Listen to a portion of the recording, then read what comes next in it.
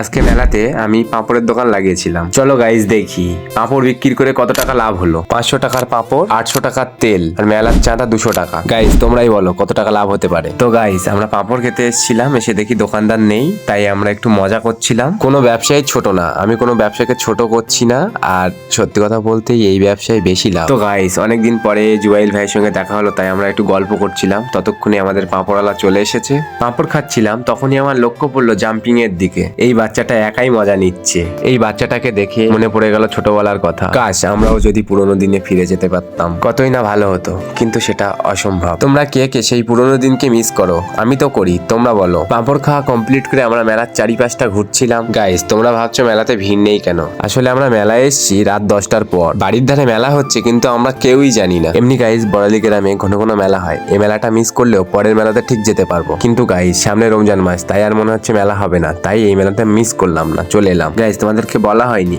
এই মেলাতে আসার একটা রিজন আছে, সেটা তোমাদের একটু পরে বলছি। এই বাচ্চাটাকে দেখো কত কিউট। দোকান তো তুই চাপবি, তুইও তো বাচ্চা।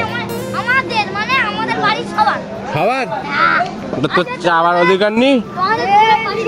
আমি ভিডিও করছি দেখে ওরা লজ্জা পেয়ে গেল। চাপ তারপর এই বাচ্চাটা এটা কি করছিল? ওটা কি ছিল? গাইস যেটা তোমাদেরকে বলছিলাম, আজকে এই মেলাতে নাকি সেই দিল্লি থেকে কাওয়ালি গায়ক আসছে। গাইস তোমাদের একটা ইউনিক জিনিস দেখাচ্ছি, দেখো।